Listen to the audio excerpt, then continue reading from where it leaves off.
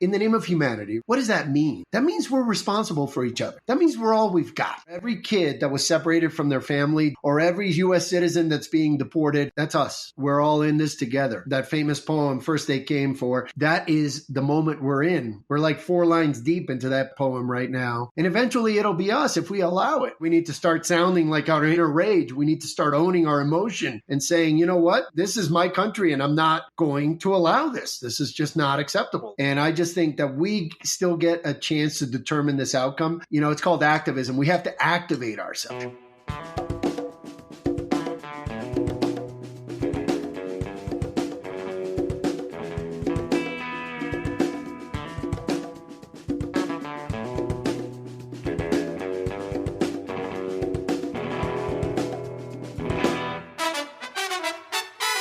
Welcome to episode 249 of the Refuse Fascism podcast, a podcast brought to you by volunteers with Refuse Fascism.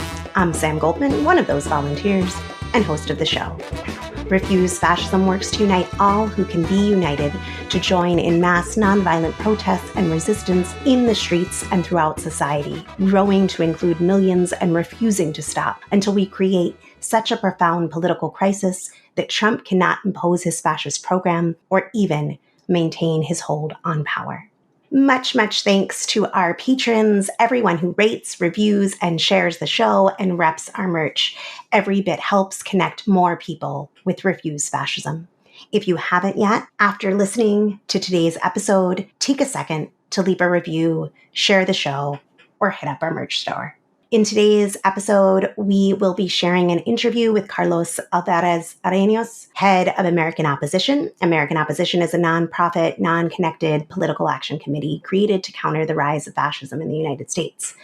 But first, we want to share some on this week in fascism and the movement to stop it.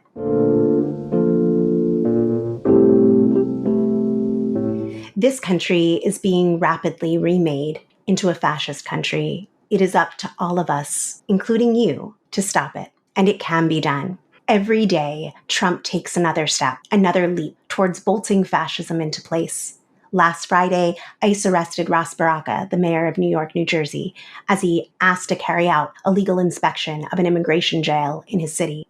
On Sunday, Trump said that he didn't know if the Constitution guarantees due process for individuals accused of crimes, due process, which is the very bedrock of the rule of law and the Constitution. Then on Thursday, the Supreme Court seriously debated whether federal courts could prevent Trump from using a presidential order to abolish the constitutionally guaranteed right to birthright citizenship. Refuse Fascism organized protests outside the Supreme Court this past Thursday during the arguments to say, hands off birthright citizenship. In the name of humanity, we refuse to accept a fascist America. The Trump fascist regime must go now. This protest featured Andy Z, a national leader of Refuse Fascism, immigration lawyers, and immigrant rights activists. You can see footage on our socials at Refuse Fascism and our YouTube at Refuse_Fascism. In LA, Refuse Fascism held a press conference featuring religious leaders, lawyers, and activists, and Sansara Taylor, a national leader of Refuse Fascism. Give a listen to Sansara speaking at the press conference on Thursday, May 15th. My name is Sansara Taylor, and I am here today to say that fascist Trump regime must go now. Hands off birthright citizenship. In the name of humanity, we refuse to accept a fascist America. This morning, the Trump fascist regime argued in front of the Supreme Court that they should be allowed to destroy the constitutional right to birthright citizenship. That the Supreme Court is even entertaining arguments on this case is outrageous and illegitimate. On his first day in office, Trump issued an executive order claiming to strip away birthright citizenship.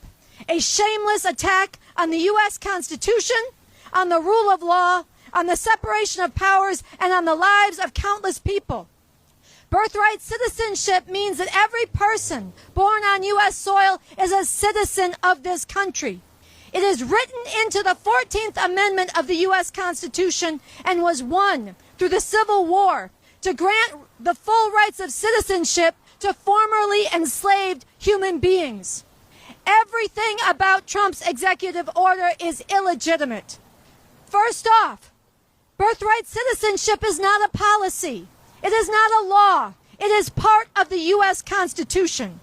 If Donald Trump wanted to revoke this constitutional right, which would be outrageous and reactionary, but if he wanted to do this legally, he would do it through the constitutional process to amend the Constitution. But Trump refuses to abide by these legal mechanisms. By trying to cancel birthright citizenship through executive fiat, the Trump MAGA fascist regime is trampling on the rule of law itself. It is accelerating a new and blatantly dictatorial fascist form of rule in this, the most powerful country in the whole world. This is illegitimate. It is why we say hands off birthright citizenship, and the fascist Trump regime must go now. Second, think about the inherent violence of taking citizenship back to the slave era Dred Scott decision, which said that black people, enslaved or free, were not citizens of the United States and therefore had no rights guaranteed by the Constitution.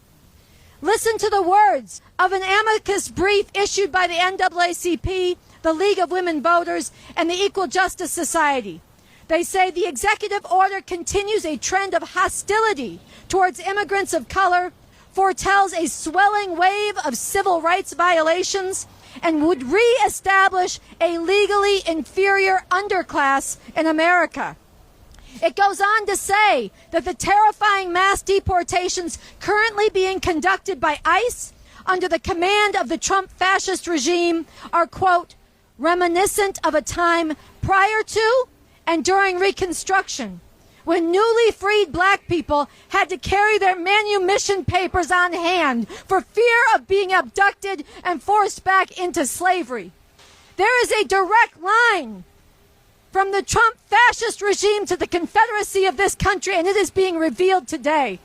Think about what this would mean if the Supreme Court allows the restriction of birthright citizenship. Think what this would mean for countless children of immigrant parents.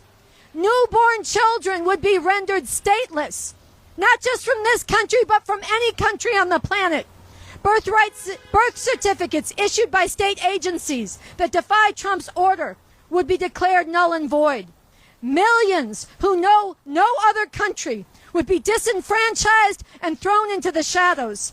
Millions who were born here would grow up without the right to passports, to vote, to health care, and other basic citizenship rights. No decent person should want to go back to a time when citizenship was determined by the race or the legal inferior status of their ancestors.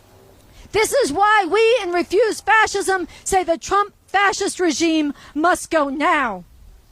Third, this assault on birthright citizenship and the hearing in front of the Supreme Court this morning is a massive assault on the separation of powers and on the power of the federal judiciary.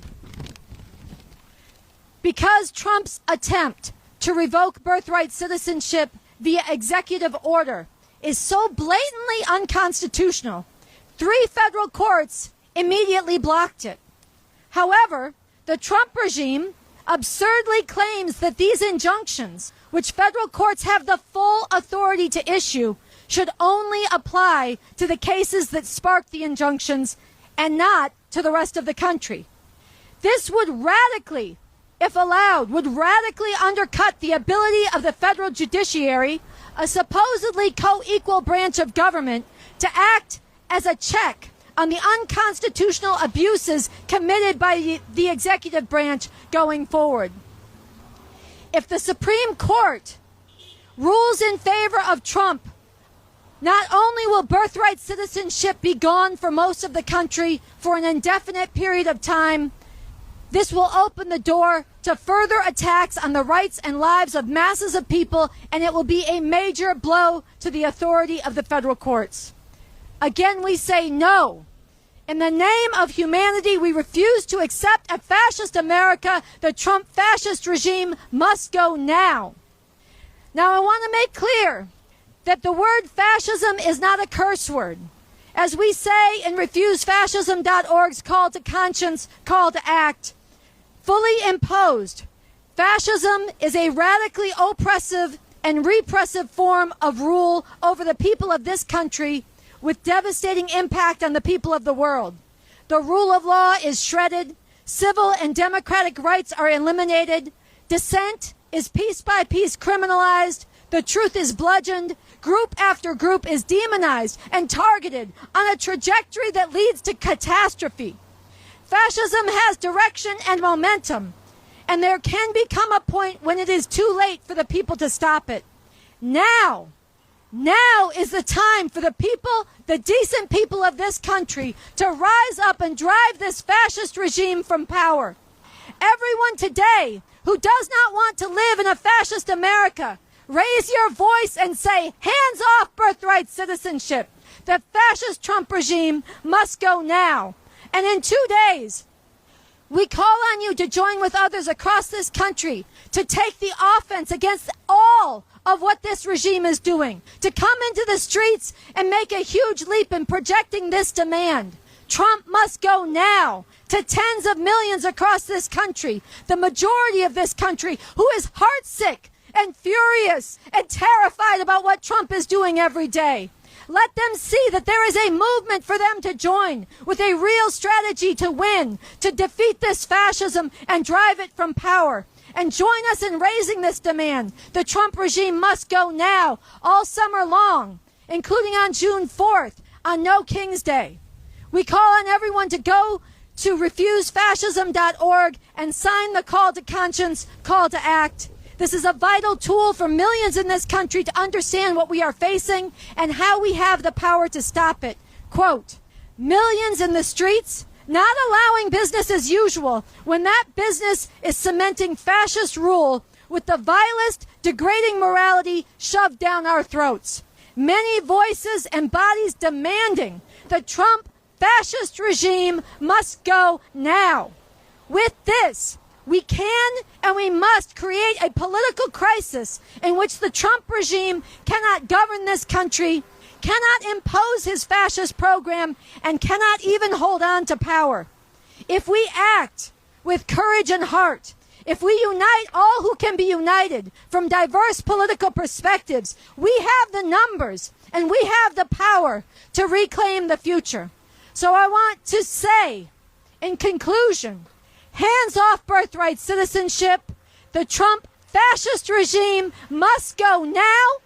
In the name of humanity, we refuse to accept a fascist America. Thank you.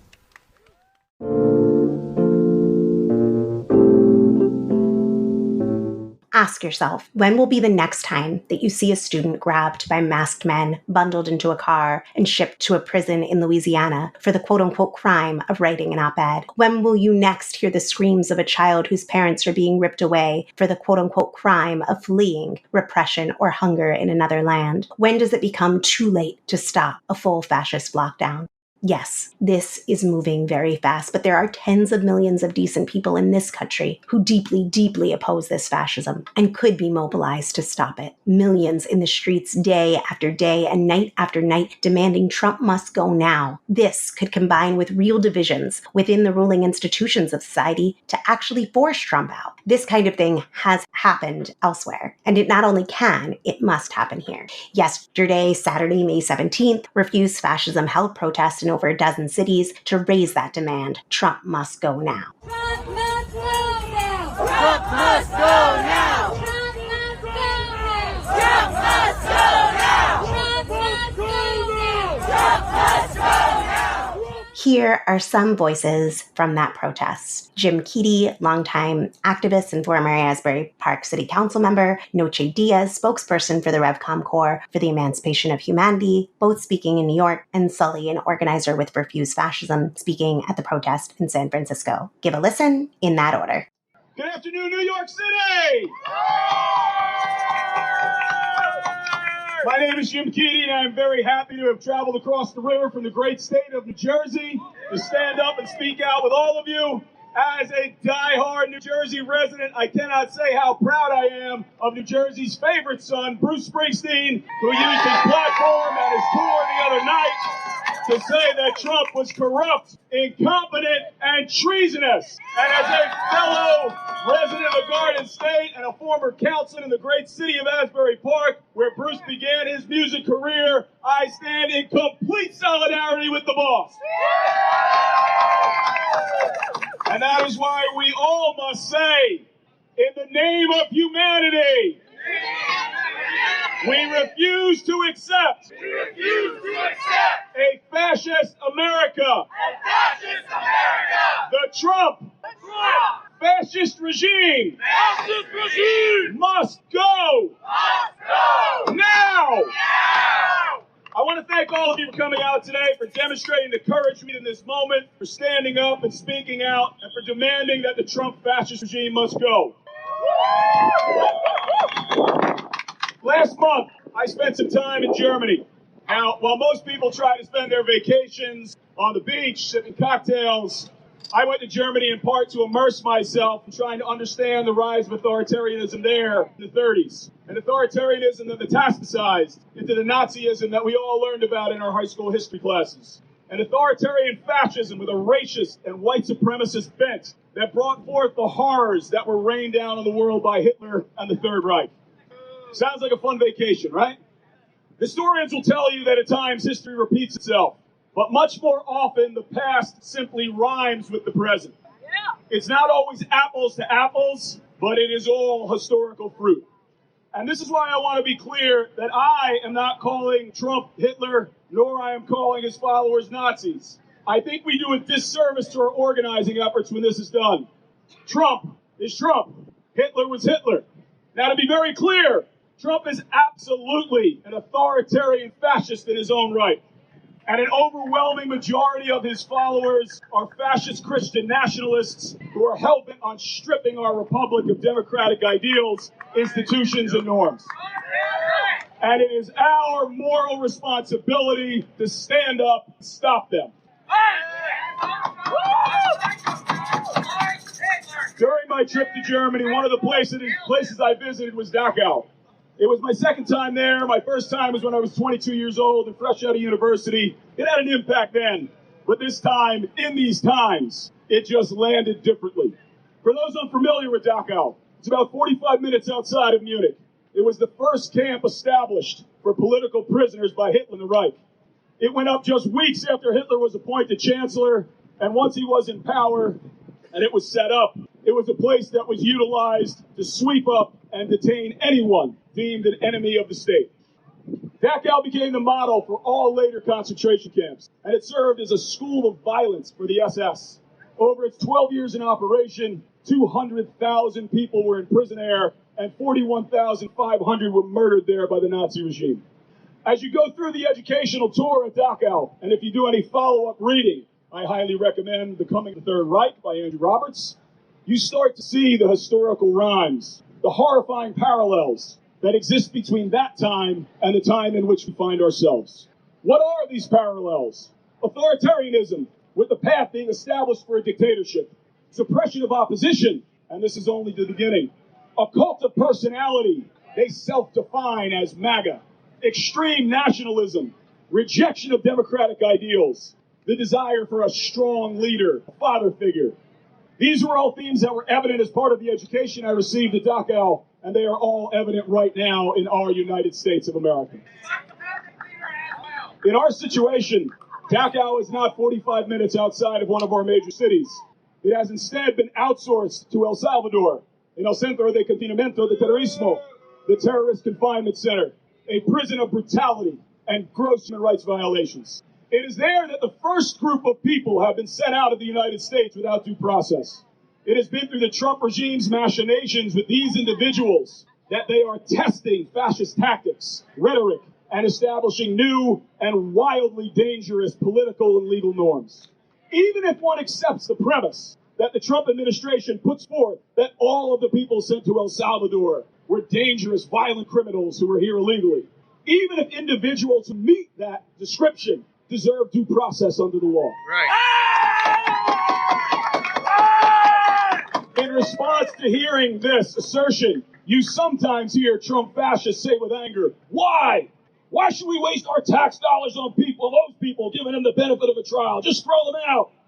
If they only could, for a moment, set aside their anger, their fear, their hatred, and ask that question with a spirit of genuine inquisitiveness. Why? Why should we spend our tax dollars on giving all people the benefit of a trial, a due process, and not simply just throw them out? Because upholding the rule of law and giving every person who is in the United States, regardless of their immigration status, protection and due process under the law is what sets us apart from despot nations and authoritarian regimes. Maintaining this ideal is never a waste of tax dollars. It is one of the most critical parts of our constitutional republic, and it is an ideal that should be defended by anyone calling themselves a citizen and a patriot.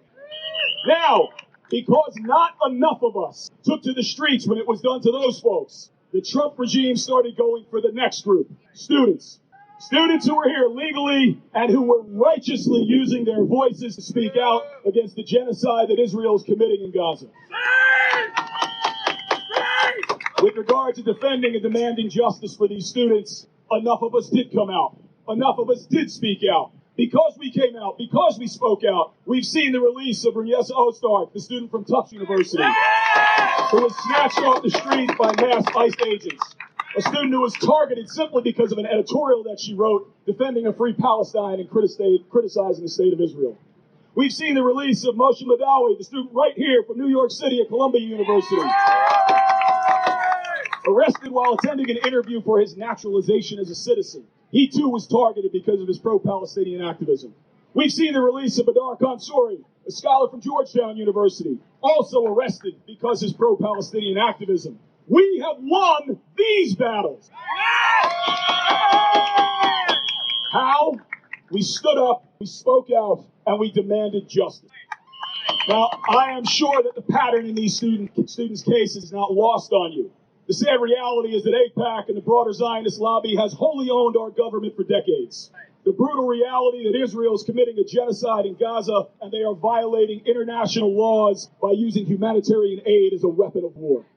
Thankfully, we are just now starting to see the tide change. They've lost the narrative. They're losing support in the halls of Congress. Their desire to maintain and uphold genocidal apartheid state cannot last. And the future will clearly show that anyone defending Israel's actions now is standing on the wrong side of history.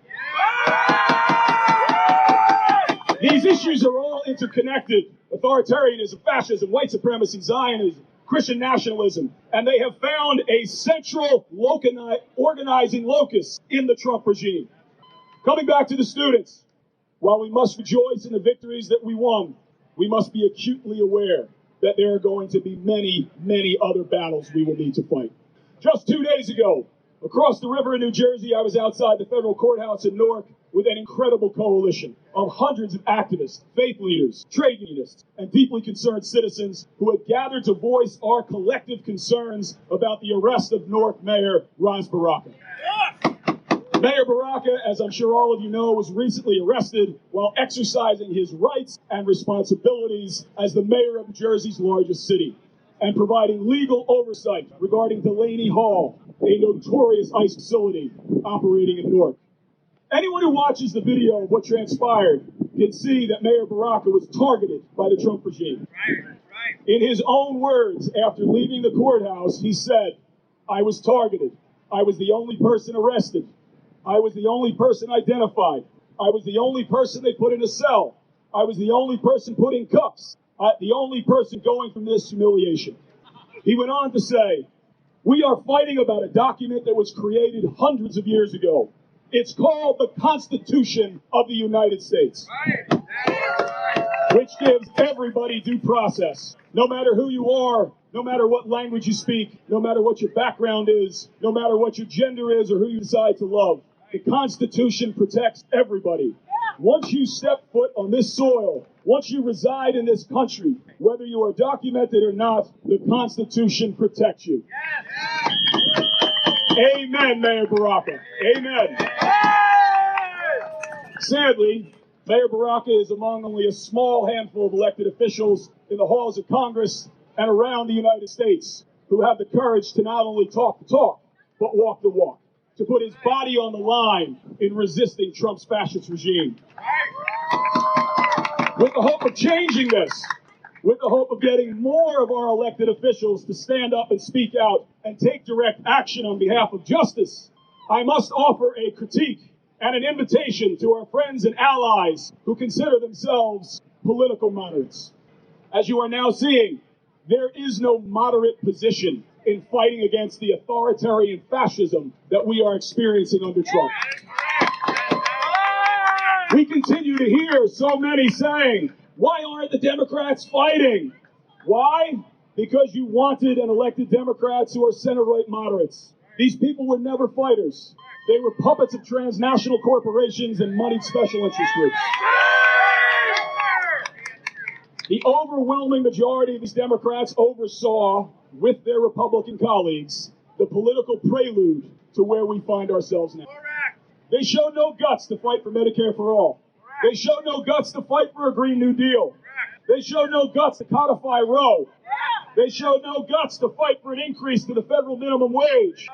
They showed no guts to fight for the bread and butter issues that would address the material needs of the poor, the working class, and the middle class. They showed no guts to stand up and say that children should not be bombed and starved to death. Instead, they worked to maintain the status quo, a status quo that allowed for the largest polarization of wealth, for the largest gap to grow between the rich and the poor since the Great Depression. And it is in this chasm of economic instability and injustice that a fascist populist like Trump was able to take power twice. So what do we do? The only way that the majority of our elected officials in the Democratic Party and any reasonable Republicans who are left will stand up and fight is if we, the people, lead them. This is the reality that each of us must attune with. Stop asking yourself, where are the Democratic leaders? And instead become a grassroots leader yourself. Independent of any political party. Be a citizen and lead from the streets. Start right in your neighborhood, doorstep by doorstep, block by block. Make connections, build community, build localized resistance groups. As Gandhi once opined, be the change you wish to see in the world. This is how we must fight. And what are we fighting for? The very founding ideals of our nation. This is what we are standing up and speaking out for, demanding that truth, justice, freedom, and representative democracy are protected and promoted in these United States. These truths are at the heart of our Declaration of Independence. We now find ourselves in a time with an authoritarian fascist regime on the march. Daily they are working to consolidate power, to threaten and imprison dissenting voices, to strip away our rights, to demolish our democratic institutions. They want to bring us backwards to a time when a king ruled these lands. And we must say to them with every fiber of our being, America has no kings! America! To fight back against this fascist authoritarianism, we must be willing to put our bodies on the line in nonviolent resistance. We must be willing to engage, not solely in rallies and marches, but to engage in nonviolent direct action. We must be willing to be met with violence by those who want to oppress us, to take their violence, and not only not strike back, but to not relent in our prophetic witness for truth and justice. We must be willing to be imprisoned for standing up and speaking out. I'm Noche Diaz. I'm a spokesperson for the RevCom Corps for the Emancipation of Humanity. We are joining Refuse Fascism. We are joining you in the streets today in cities across this country to say together, Trump must go now. The RevCom Corps is a serious, organized, disciplined, revolutionary force that is serious about defeating fascism and the system that has spawned Trump's thoroughly American, white supremacist, women-hating, anti-LGBT, science-denying, climate-destroying, migrant-hunting fascism. I myself have been fighting oppression, have been fighting this system for most of my life. But nobody is clearer than Bob Avakian when he hits it on the head and says that Trump 2025 is not just another administration coming to power. This is not the normal oppressive politics as usual. This is fascism. And no matter how it comes to power, fascism is never legitimate. It is never legitimate to enforce a lawless, dictatorial rule over people, trampling on essential rights, treating whole groups of people as less than human, and targeting vulnerable people for cruel and even murderous persecution. That is never legitimate. As we speak, the Supreme Court deliberates whether or not Donald Trump can, with the stroke of a pen, rip apart parts of the Constitution that are in his way, from targeting immigrant sisters and brothers, rounding them up. As we speak, Donald Trump uses ICE and DHS as his own personal political police to arrest students, arrest judges, arrest mayors, and coming for the rest of the people he treats as homegrown criminals, people he labels as enemies to his fascism. Illegitimate. There is a lot to learn about what gave rise to this. Some books have been mentioned already. Revolution Books has a table where you can learn more about the history of fascism in this country and around the world. But if you don't know what Bob Avakian has contributed to the understanding of Trump MAGA fascism, what we are really facing, and what must be done to defeat it before it's too late, you don't know what you need to know, so find out about it right here. I'm going to read from something that Bob Avakian has said. In his Revolution Message 115, the Trump fascist regime must go now before it's too late. He says about this fight against fascism that this is a truly life and death fight against fascism. And it requires and needs to involve rapidly increasing ranks of people, drawn from all parts of society and all walks of life, including black people, immigrants, college students and other youth, professionals and government workers, women, LGBT people, and others, all who actually have a profound interest in defeating fascism. People with a broad diversity of political views and perspectives, uniting all who can be united and overcoming all divide and conquer schemes in order to bring forward the millions who can be the decisive force in driving out this fascist regime.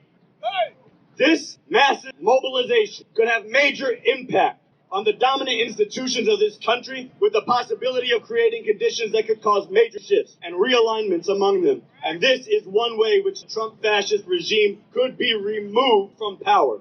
But one way or another, this regime must go. And nonviolent but determined, sustained, and growing mass mobilization needs to be built as the bedrock force to bring about this crucial and urgent objective as soon as possible, before it really is too late. Everyone here is recruited in the fight to make that happen. Everyone here who refuses to accept a fascist America has to be on a mission to make this impact, to mobilize this mass of people. We in the RevCom Corps are going to be working with you, with refusefascism.org, to make this a summer of Trump must go now. We will be there and working to turn people the fuck out for June 14th, No King's Day. And we have seen on the positive side of things, not only the momentum and direction of fascism, we have seen the potential for the decent people who are opposed to this to find their courage and their strength in collective action and self-sacrificing struggle. We have seen hundreds of thousands and perhaps millions of people since April 5th turn out in opposition to Trump's MAGA fascism. But what we have not yet seen, and what is needed, and what you are part of doing here today, is joining the streams of struggle into one hand to demand Trump must go now! Trump must go now! Before I end, let me say this. As you heard, I am facing charges. A year in prison and fined for all kinds of shit for leading people to chant, "No, in the name of humanity, we refuse to accept a fascist America." Enter the streets day after day. Do not stop. Make this country ungovernable. I and three other RevComs are facing charges for doing things like this. And we are building a fight to drop the charges and demand hands off the RevComs, which you can learn about by talking to me. But what I want to emphasize here is that we in the RevCom Corps are dead serious about defeating this fascism. We're not backing down. We are prepared and we are willing to put ourselves out there and put ourselves on the line and make the sacrifices that are needed to win, to actually defeat this fascism. And we are also serious about making an emancipating revolution so that humanity really can live a whole better way. In the RevCom Corps, we are not about ourselves or motivated by anything smaller than the emancipation of humanity. In our declaration, we need and we demand a whole new way to live and a fundamentally different system. We make clear, as long as we are forced to live under this system, we are going to defend the lives and the rights of the people that are supposed to be guaranteed. But we are also fighting for a different system and a different constitution with rights and freedoms that can't be imagined under this system, including the right and the freedom to play the determining role in society and to fight for a future worth living in, fit for human beings. So go to that bookstore table and read the Constitution for the new Socialist Republic, authored by Bob Avakian, to see the new institutions, the new vision of rights and freedoms that would be put into place after we make a revolution. But whatever you think about that, we need to come together in the streets day after day to demand, we refuse a fascist America. Trump must go now. And to end, I want to invite you all to come uptown to Harlem tomorrow at 4 p.m. Revolution Books, 136th Street and Malcolm X Boulevard. I'll be speaking there with everyone. If you are someone who refuses a fascist America and can sense that there is a rot at the root of this country, the system of capitalism, imperialism, if you hunger for and still allow yourself to dream of a future fit for human beings, a whole way to live that would be fundamentally different and better. And if you want to learn about and become part of this organized, disciplined revolutionary force, then come on uptown to Harlem and meet the RevCom Corps. So after we march today in the streets, tomorrow 4 p.m. Thank you. We face fascism, and it comes fast. We don't have time. We don't have time to wait till 2026 or 2028. We don't have time for petty, self-centered infighting. We don't have time to sit idly by while our leaders are repressed and disappeared. We don't have time. We face fascism, but we are strong, and we are many. And there is some time. We're not at step 3 yet. We're getting there, but we're not there yet. You know why? Because people like us are fighting day after day. That's what we need to do. We need to be out in the streets, screaming with our collective voices the whole demand that the Trump fascist regime must go now. It's happened before. It's happened all over the world. We can do it too. In Korea, when their president tried to establish martial law, they ousted him. Yes! In Chile, when their president reigned with fear and terror, they ousted him. In Egypt, when their ruler reigned for 40 years, they fucking ousted him. We can too! And it's goddamn time! So we will rise. We will rise. We will rise in the streets, day after day. We will scream, we will organize, we will march until we are ungovernable, unrepressible, unignorable. Protest is the only way that we can get this pig out of power. Say it with me. Trump must go now. Trump must go now. Trump must go now. Trump must go now.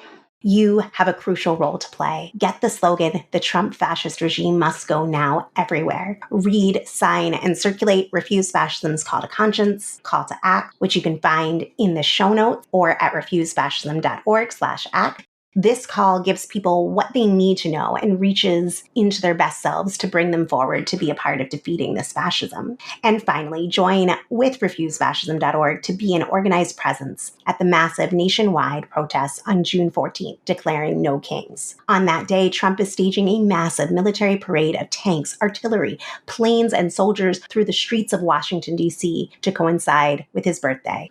He wants to show the world an army that is personally loyal to him. No, he must not be able to deliver that message unopposed, including in Washington, D.C. Millions must take to the street that day. Once again, you have a crucial role to play. So work with refusefascism.org to show millions that there is a way and an organization to join with, a real strategy to win this demand. Trump must go now. Sign up to volunteer in the show notes or visit refusefascism.org and hit the volunteer button. With that, here is my interview with Carlos Alvarez Arenas.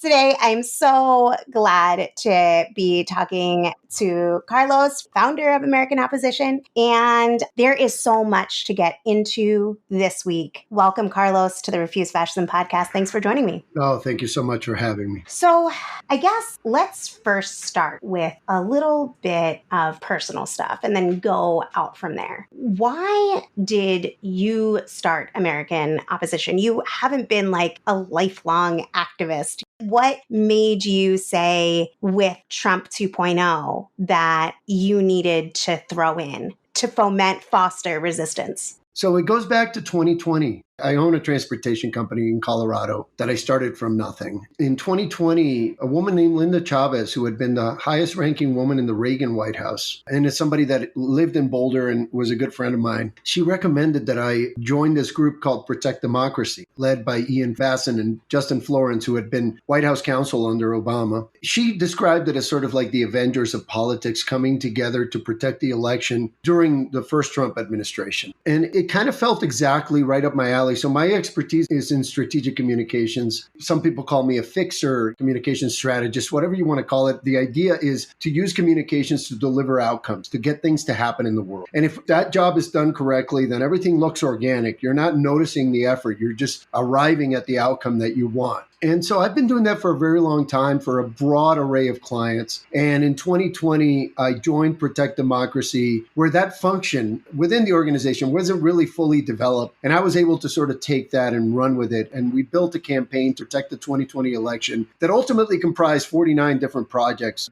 The Wall of Moms in Portland, the second Trump impeachment trial, the certification problem we had with Emily Murphy, the Biden bus that was attacked in Texas, and Lafayette Square was a big one in launching the American Sunlight Project. And I feel blessed to have been put in a position to be able to answer this moment, not only because of my experience at Protect Democracy and with the Sunlight Project, but also because I grew up in the Dominican Republic under Joaquin Balaguer, who was an elected fascist, literally what Donald Trump wishes he were. And growing up in that environment, I saw it naked. Right here in America, politics is very dressed up. In the Dominican Republic, in my youth, it wasn't.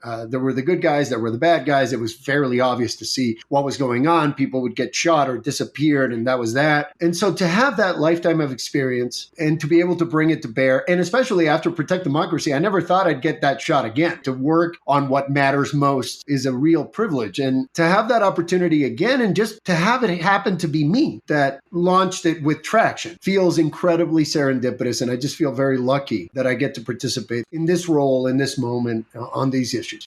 Thanks for that. You had mentioned something towards the end that I was going to bring up, which was your personal experience with fascism prior to Donald Trump.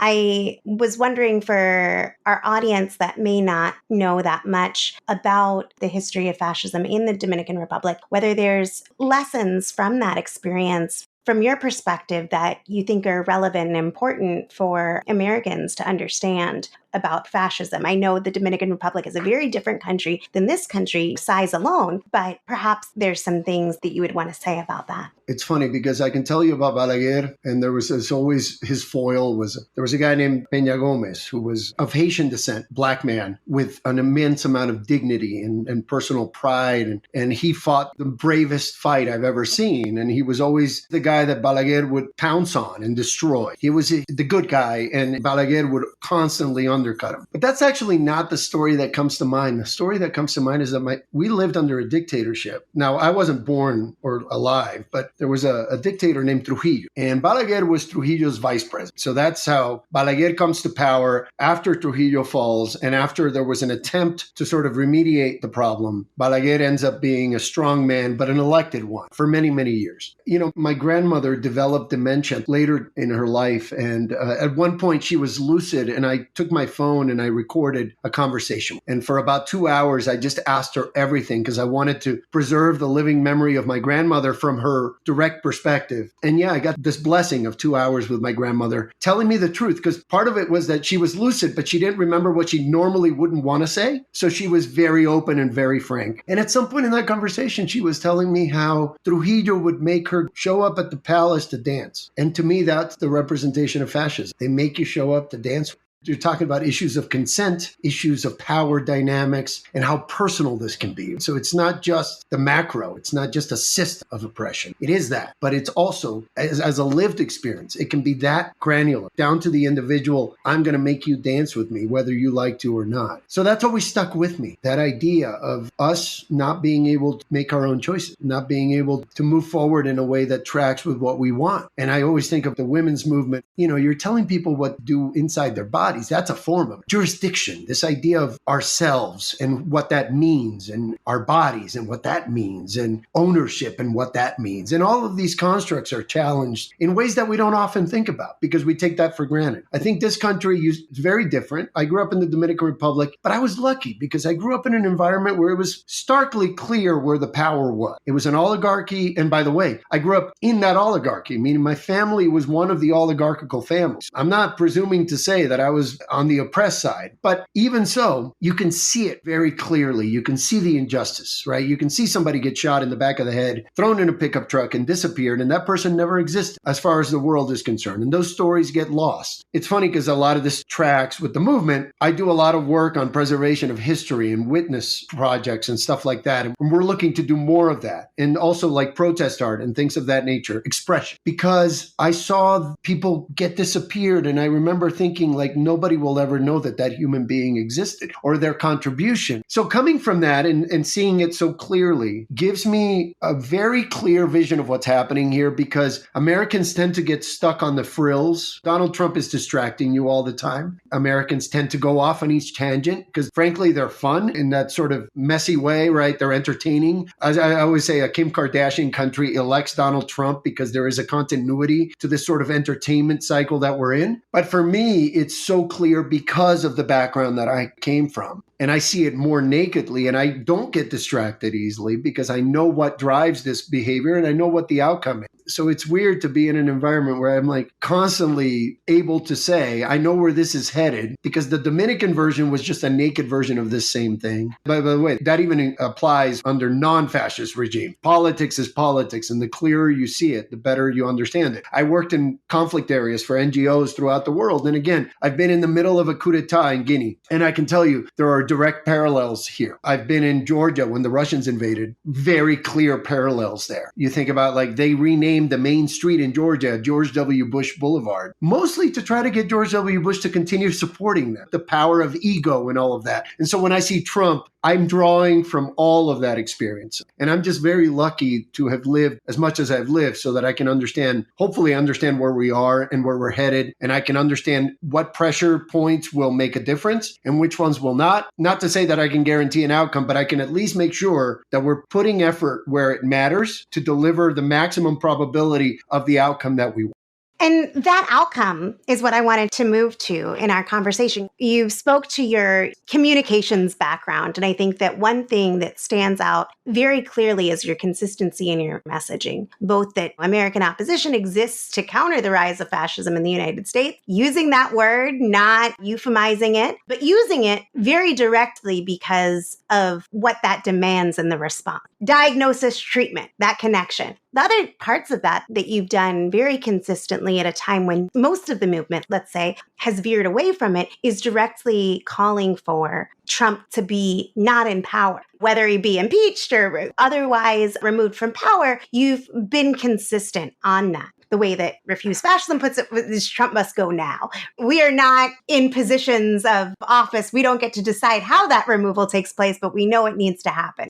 A lot of people in groups have tried historically, when faced with these types of things in the United States, have focused on preserving this right or preserving that right, fighting for this group of people, fighting for that group of people. Why do you think we need to be demanding that Trump is not in power? Well, because it's a cancer. Trump is a representation. By the way, Trump is a symptom. He is not disease. Let's be very clear. There are many things I can point to that sort of reveal the disease. I always say the trajectory of the United States over the past 50 years, particularly since Nixon and Nixon's pardon, I would argue, we have lost our way when it comes to respecting the structures that undergird our rule of law and our system of justice, or our belief in justice. When I mentioned that we're moving towards an entertainment society, right, where we want to be entertained, I think that doesn't serve, meaning The Apprentice created an image, and that image then owned the moment. And those things are related to each other. So when we behave irresponsibly as citizens, or when we take the cheap road or the lazy road, or whatever you want to call it, it's always generally fairly easy to know the wrong way because it's usually the easier way. And we've been making the easier choice for a long time. There's a reason the greatest generation is called the greatest generation, and then no other generation has the word great in it.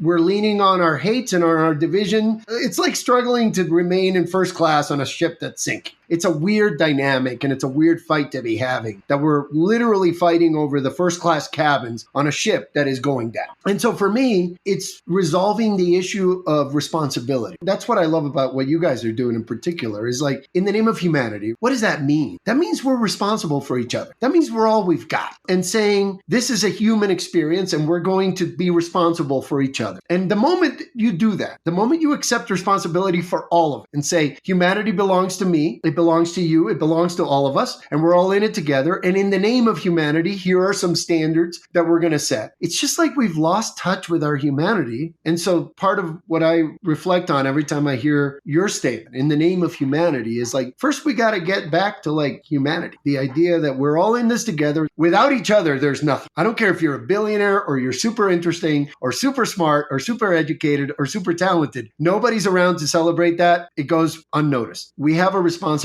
to each other, and it starts with connecting with each other and recognizing that we're all we have, and that this world and this life is what we make of it together, and that we're all chemically composed of the exact same stuff. Our equality is absolutely obvious. Our value is equal, and therefore from that place we can draw up some politics that reflect that, ideally. But again, we've gone way off the track here in terms of just recognizing each other's humanity, and what it's created is like a society where losers are just trying to bring other people down, and people who love each other and who love other human beings are feeling like victims. They don't know where to go. They're struggling because they can't even imagine a world where you elect Donald Trump president. That seems insane. And then there's some people who are like, they love him. And that seems irresolvable. But the reality is that undergirding it is your relationship to this construct of humanity. You're either in it with other people, or you want to bring other people down because you're feeling like you're out of it. I'm still in it. I know you're in it. But we have to start inspiring the people who are feeling out of it to get back into it, because they're going to be around. One of the things that I think strikes the people that do care and that does cause this hopelessness to fester, there's the question of how he even got here, he being Trump, in the first place. How did he not get elected once, but twice?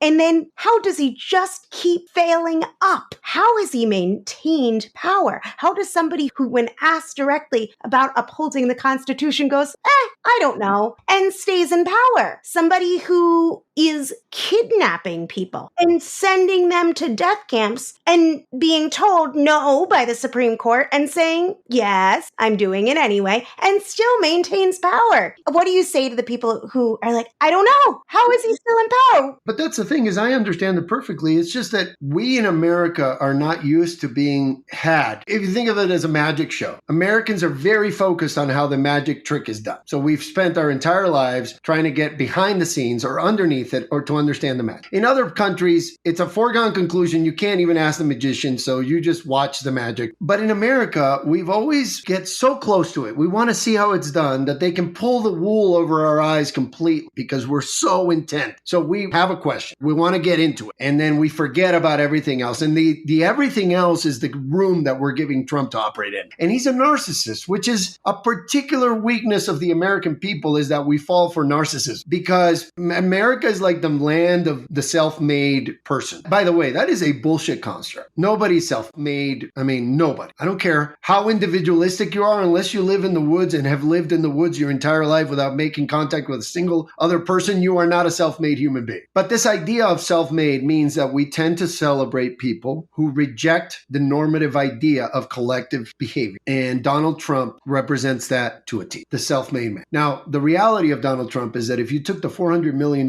he got from his dad, if he had just put it in the S&P 500 in a fund, he'd have more money today than he currently has. But the construct of the businessman, the power broker, the deal maker, whatever, he built that very deliberately. And he built it very well. Let's be real. From a communications perspective, you talk about consistency of message. That dude has had consistency of message for 30, 40 years, however long. And we fell for it as a nation. I would just remember, I think it was Mario Andretti, one of the most successful race car drivers in history, pulling up in a race car that Trump rode in as part of the show. And he called Trump boss. And I'm thinking, Mario Andretti is way more successful than Donald Trump will ever be. And this idea that this television show created that narrative is interesting, right? It's kind of funny in the abstract, but what it did is it created a narrative for him that he's been following for ages. And it shows you the power of strategic communication. Say something simple, say it all the time, and then have a couple of things go your way. Like you get a TV show that's all about your brand and you just brand it that way. And you put everything in gold leaf, even though it's cheap. You paint it over in gold and you give people an impression of something. And then you just repeat ad nauseum and you never, ever accept that you failed. You never apologize. You create some ground rule. And I will say what you want about Donald Trump. He's got the best message discipline of anybody I've ever seen. He has never apologized for anything because that's part of his message discipline. And the results for him are remarkable, meaning he has achieved something out of totally nothing. He doesn't know anything. He doesn't have opinions on things. By the way, he was a Democrat. Ideologically speaking, he's Democrat for his entire career. He donated to Kamala Harris. He donated to Hillary Clinton. He's said Hillary Clinton was a great senator. This guy was a New York Democrat real estate guy. But that goes to show the power of brand. And so we're in an interesting time because as a professional in communications, I never want my job to be more important than the substance. I always say my job is to promote substance, or ideally. But the reality is we're living in such a communications environment now where what you say matters more than what you do. I was just watching a promo for Jake Paul and the Paul brothers, and they were talking about it's an attention economy. It doesn't matter whether you're hated or not. And that is so true. We are living in an attention economy, and in an attention economy, you get the Real Housewives, you get Kim Kardashian, you get that track of entertainment, which then leads to politics becoming entertainment and people like Donald Trump who are narcissistic enough. Because, by the way, if I say the words, I'm awesome, my brain automatically sends up a signal saying, what the hell are you talking about? That's called dignity.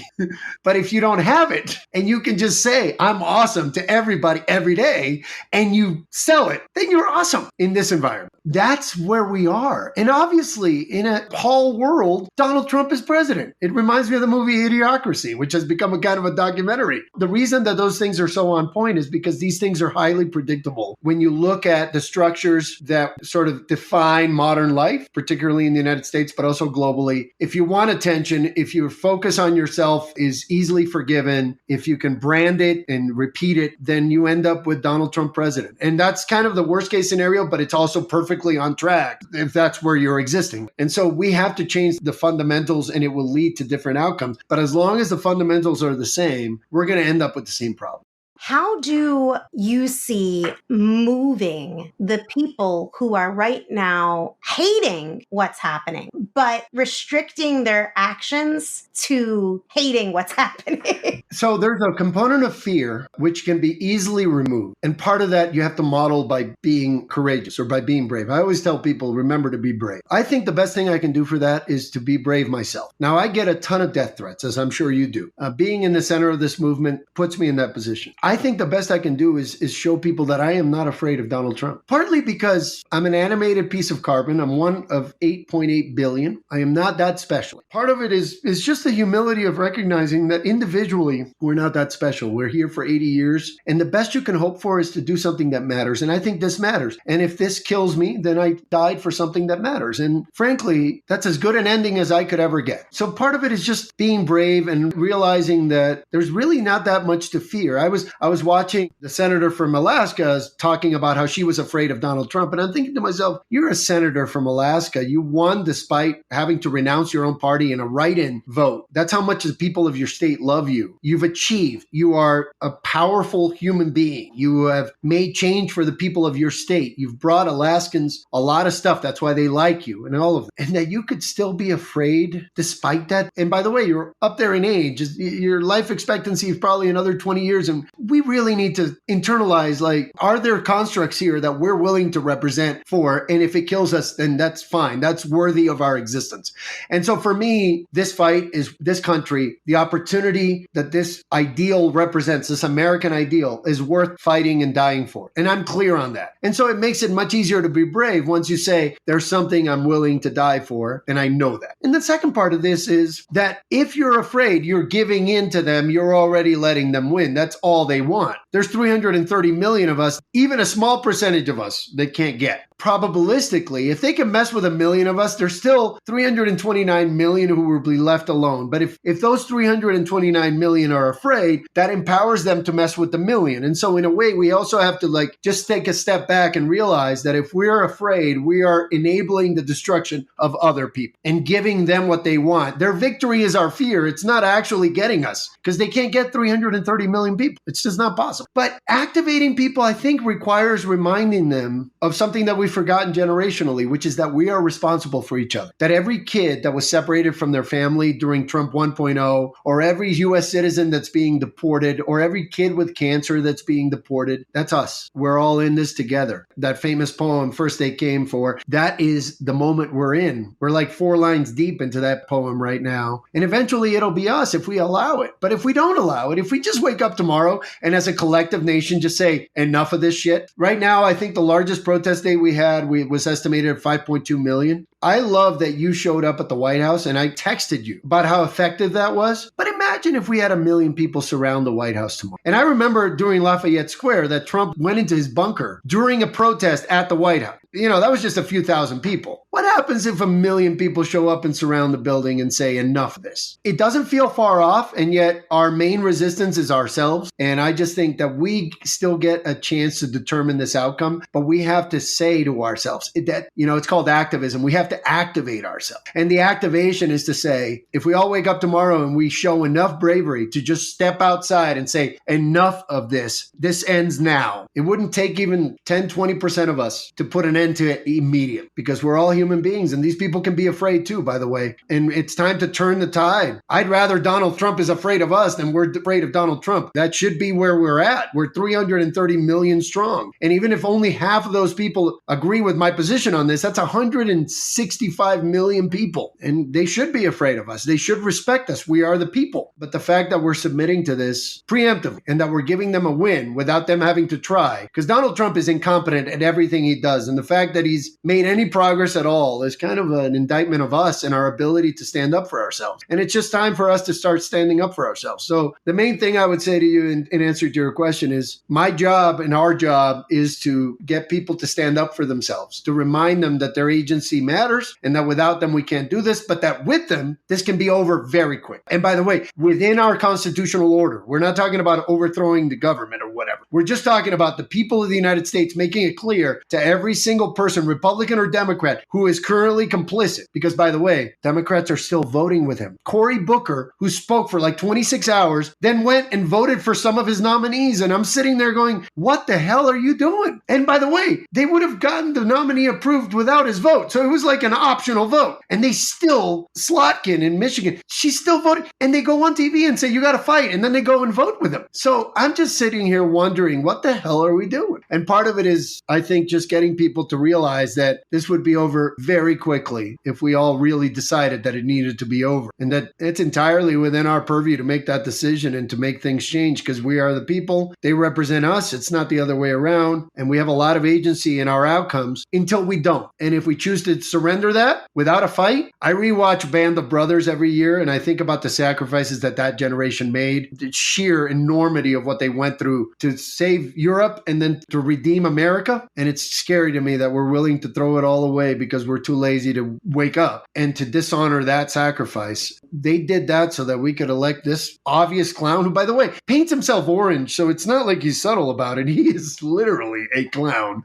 It just blows my mind. And so I think on some level, it's the job of us now to counter Trump with what Trump did. We have to be super disciplined in our messaging. We have to be emotional. We have to care. Like when I give my speeches, people like them because they say that I sound like what their inner rage sounds like. And I think we need to start sounding like our inner rage. We need to start owning our emotion and saying, you know what, this is my country and I'm not going to allow this. This is just not acceptable. And that's what we're trying to do at American Opposition, is to get people to realize that this decision to be over with this is within all of us already. And if we just make it, if we step out, if we're a little bit brave, and by the way, safety in numbers, if we all get brave at the same time, then we have way less to fear anyway. Hopefully we can get that done. Absolutely. As we close out the conversation, I wanted to know, are there any projects, specific upcoming events, or anything else that you're working on that you want people to know about? Yeah, huge things. The first thing I'm super proud of is on June 6th, which is the anniversary of D-Day, we will have the largest veterans protest in the history of the United States. It's by veterans, for veterans. I'm not a veteran. Members of my team are. We've played a role in calling for it and in doing the behind-the-scenes diplomacy for it. But it's being led by a coalition called Unite for Vets and by 5051 veterans. And the goal is to have a massive demonstration in D.C. and then to have demonstrations throughout the country for people who can't make it to D.C. So I hope that everybody will show up on June 6th, everywhere in the country, to support veterans. And it's not just about Trump. It's about protecting the benefits of those who have fought and died for this country, those who have put their lives at risk, those who have made those sacrifices, not just living vets, but the memory of those we lost, I think, and the POWs, etc. Everybody who's sacrificed something for this country is going to stand up, and we should stand up with them. So all Americans are invited on June 6th, on the anniversary of D-Day. We're hoping it becomes the beginning of the end of fascism in the United States, as it was in Europe during World War II. Our boycott of Tesla has been the most successful economic boycott in history. Now we're moving on to Target and Amazon and other companies. We need people to sign up, to join in, and we need money to publicize these efforts and make them truly go viral. Because our engagement right now, for every 20 million views we get like 13, 14% engagement. When, by the way, in my job, 3.5 is good. It's great. We're up to 13, 14% in many cases. And there's hunger for this, but if we don't have the resources, then it's really hard to get people involved.